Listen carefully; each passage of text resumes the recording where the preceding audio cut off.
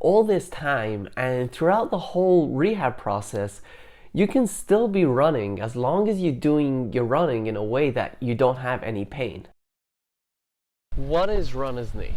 Runner's knee is an umbrella term for any time that you have pain, typically on the front of the knee, that is caused from an overuse injury from running. How do you know if you have runner's knee and what can you do about it? I'm going to go over the most common types of runner's knee, what the most common causes of runner's knee are, and based on those causes, what you can do to get rid of your runner's knee. And at the end, I'm going to briefly go over my story and how I got rid of my runner's knee in less than 1 week. So you don't want to miss that. Just a quick disclaimer that this is not medical advice, but rather just some ideas and information and education on runner's knee, what some causes are, some rehab ideas, some treatment ideas. And if you do have any injury questions, definitely talk to your doctor or your physical therapist. Now with that out of the way, let's get into the video. Runner's knee is one of the most common kinds of injuries that runners have, and part of that, the reason for that, is because it covers any overuse injury to the front region of the knee, and because it's such a broad topic, it makes it much more common. So how do you know if you have runner's knee? The easiest way to know if you have runner's knee is if you have pain in the front of the knee, right below the kneecap, when you're running, especially when you're running downhill, or when you're walking, especially walking downhill or going down the stairs. So usually runner's knee, the way it starts is that you have pain when you're running downhill or going down steps or walking down a hill also. And as it progresses, it starts to give you pain also when you're running on flat surfaces. And then as it progresses further, you might even be getting pain when you're walking on flat surfaces or going upstairs, running uphill. And if it progresses even further than that, then you might even be having pain just constantly. You might also start seeing some redness in that area or a little bit of inflammation and swollen in the area. And very often you're also going to be feeling that need to just be rubbing it very often. So obviously you clicked on this video because you wanted to learn about runner's knee. But in order to understand how runner's knee works and how you can treat it, it's important to understand the 3 different kinds of muscle contractions that we can do. The first one is a concentric contraction. This is when the muscle is shortening, and this is when the force of the muscle is greater than the load that it's fighting against. So an example for this one would be when you're at the bottom of a squat and you're pushing back up. So your leg muscles are putting out more force than however much weight is pulling down, and you're able to lift yourself back up. The next kind of contraction is the eccentric contraction, not eccentric. A lot of people pronounce it that way. It's eccentric. And this is when the load that the muscle is fighting against is greater than the force that the muscle is producing. This is when the muscle is lengthening. So for example, if you are standing up straight and you're going down into a squat, the force that gravity is pulling down is greater than the force that the muscles are producing, and that's why you're going down. However, the force that the muscles are producing is controlling the amount that you're going down. The third kind of muscle contraction is an isometric contraction. This is like, for example, a wall sit, where the force from the muscle is exactly the same, is equal to the load that it's fighting against. So you're not going up, you're not going down, the muscles aren't lengthening, the muscles aren't shortening, they're just staying exactly the way they are. The order for the least stressful contraction to the most stressful contraction is, first is isometric, that's the least stressful. Next you have the concentric contraction, that's the second one, and the most stressful on the body, and this is for the muscles, the tendons, the ligaments, the joints, the bones. So the most stressful one is the eccentric contraction. Since eccentric contractions are the most stressful on the body, it's usually going to be the first kind of contraction that's going to be painful when you start getting runner's knee. It's also very likely going to be the one that causes the runner's knee to begin, and it's also going to be the one that's likely going to make runner's knee worse. And then when you're thinking about rehabbing your runner's knee, it's also an eccentric exercise is going to be something that is done at the later stages of your rehab. When you're running, you're using both concentric and eccentric contractions. However, the grade of the elevation of wherever you're running at is going to change the amount of concentric and eccentric contractions that you're going through. So when you're running on a flat ground, the beginning where your foot first contacts the ground, it's going to be a little bit of an eccentric contraction, and then it goes into a concentric as it pushes off. Now, the better your stride is and the more efficient your stride is, the less you're going to have the eccentric, because the less your foot is going to be used as a brake to slow you down. When you're running uphill, you're doing a lot more concentric and maybe even no eccentric contraction at all, if the grade is steep enough. The fun starts with downhill running. We all know that downhill running is a quad burner, but it's also putting a lot of strain on the ligaments and tendons. This is because your body is trying to stop you from flying down that hill, and it's using an eccentric contraction to try to slow you down. That is why you usually feel more pain with runner's knee when you're running downhill as opposed to running uphill. And it's the same idea when you're going up and down stairs. Early on, you're gonna have more pain going downstairs because that's an eccentric contraction where the body is having to slow down the speed of which you're going down the stairs, versus going upstairs where the body has to use the force to speed up and increase the amount of speed that you're going up the stairs. So in summary, runner's knee is like pretty much any other overuse injury where the amount of force that is being produced is too much for that body part to handle. In this case, the most common cause is an eccentric contraction and a strong eccentric contraction from the quads, which is putting too much force on the ligament and tendon below the quad, which is causing it to be upset and fire up. Once you understand why and how runner's knee happens, it's so much easier for you to treat it. But before we get into the treatment, if you're finding value in this video, I'd really appreciate if you hit that like button so the algorithm knows to share this video out to more people who are suffering from runner's knee. Also, just hit that subscribe button so you don't miss any of my future videos. The first thing you should do immediately as soon as you suspect that you have runner's knee is stop doing whatever is bothering your knee. Early on, this might just mean avoiding running downhill, so you'll still be able to run on flats and on uphills, but you just have to walk on the downhill. This is obviously only if it's all pain-free. It might mean stopping running for a few days completely, but just figure out what's bothering the knee and avoid that activity at all costs. Early on in the rehab, something that could be really beneficial is icing it. Now, make sure that you're icing the area right below the kneecap. What I like to do is something called an ice massage, where you take an ice cube and just use that to massage the area and really just run over the whole area until you feel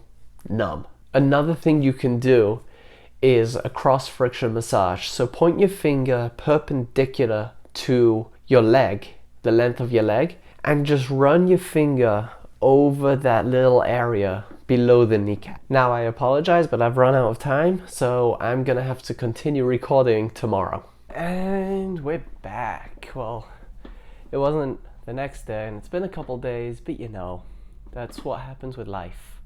We were talking about some things that we could do early on to to kick off the recovery process for your runner's knee. Early on, our number one goal is to make the knee feel better, make the area feel better, which will start the recovery and get you back to running as soon as possible. There's a few other things that you could do when it comes to making the knee feel better. Massaging or foam rolling the outer quad area can really help loosen up that outer quad, which will put a lot less strain on the knee. You can also stretch the quad muscle, but if you're gonna do this, be careful, because you don't wanna be bending the knee all the way back to stretch it.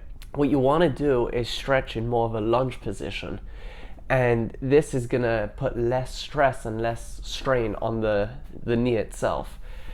What I like to do is focus more on the outside part of the quad when I'm stretching. So in that lunge position, I'll shift my hips over to the side of whatever knee is back, and I'll reach over with that same hand over my head. In this early stage, you want to focus also on strengthening the muscles that aren't sad.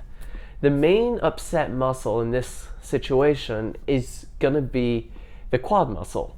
So everything else around the quad, you can also focus on strengthening. For example, the calf muscle is important. The hamstrings are going to be important also, as well as the hip adductors on the inside of the thigh. But what's really important is that you focus on the glutes, especially the glute med, and you also focus on the tibialis anterior muscle. These last two you should actually be strengthening throughout the entire rehab process, so not just in the early stages.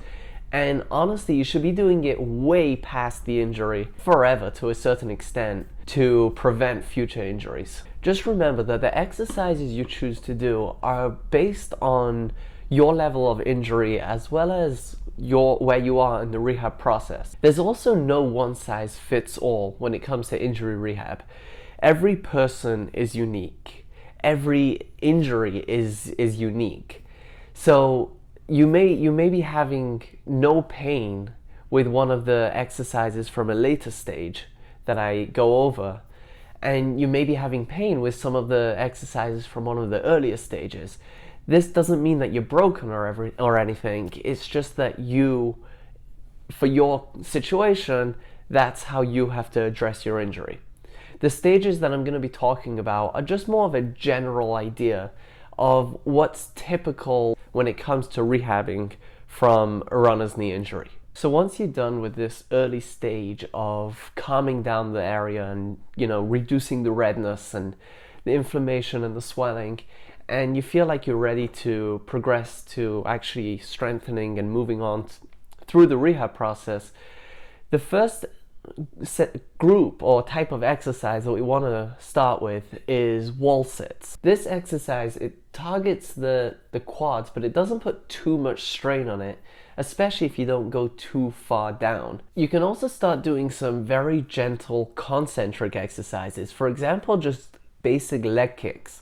Now this isn't a leg strengthening, quad strengthening exercise, but it's a good way to judge, to see if you're ready to move on to the next stage, and to get some movement and to get the blood flowing also. Once the isometric is getting easier and you feel like your body's ready for some concentric, a good place to start is with stepping exercises. This can be done onto a step if you have stairs in your home, or if you don't have any, then a small hill could work. You're going to go up with the injured leg. When you're going back down, just be careful not to lead with the healthy leg, because you don't want to put too much strain on the injured knee. Remember that eccentric contractions are a lot more stressful, and we're trying to slowly build up from the bottom to the top. All this time and throughout the whole rehab process, you can still be running as long as you're doing your running in a way that you don't have any pain. You can start adding a little bit of weight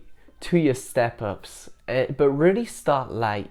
Don't try to be a power lifter just yet. The next step is to start doing some squats.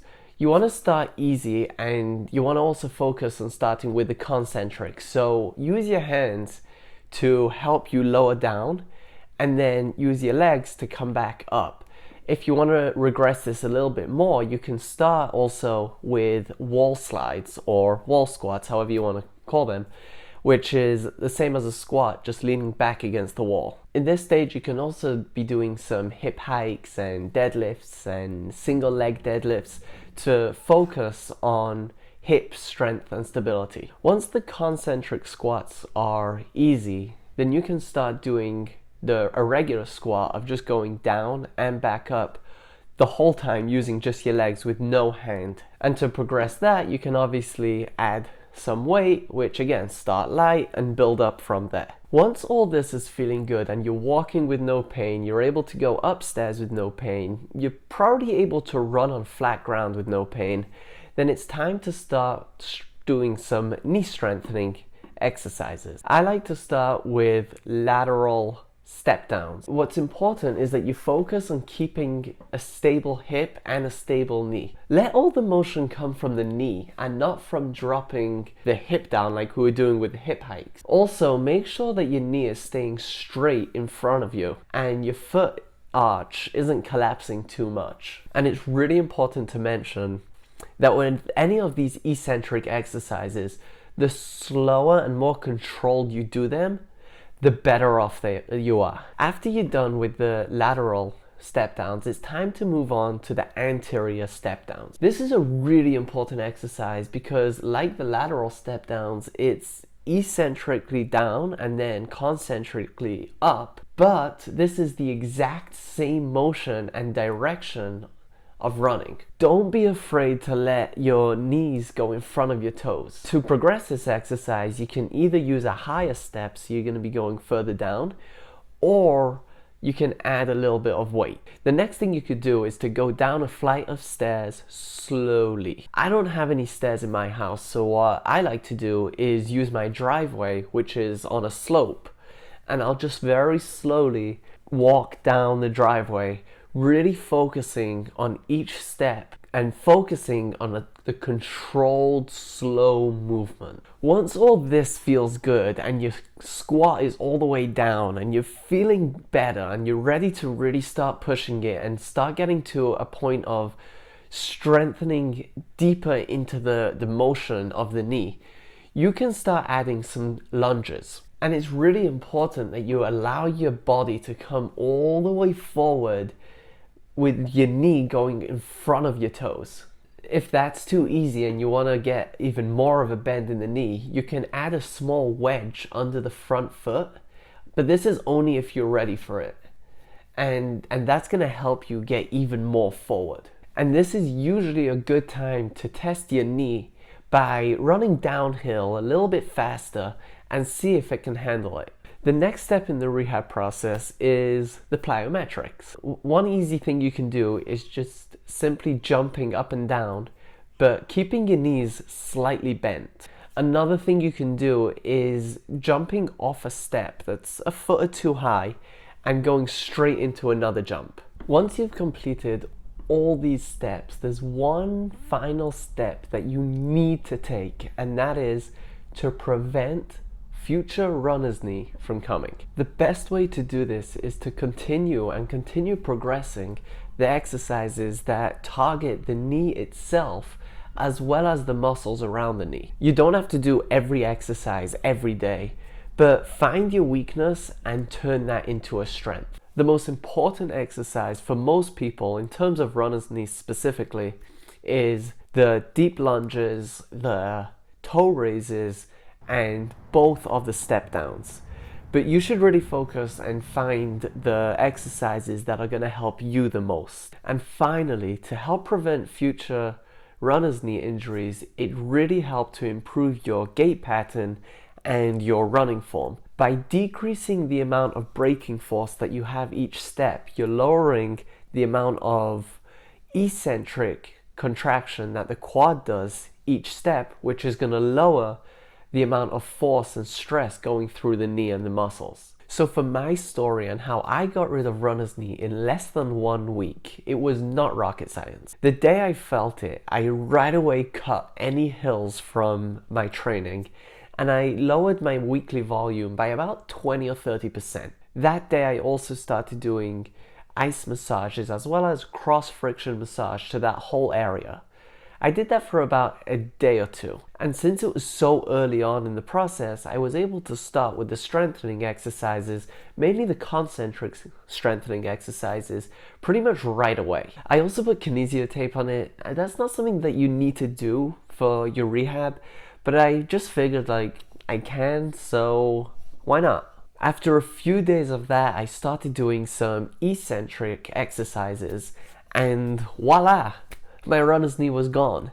The moral of the story is take inventory of how you feel very often and address injuries as early as possible.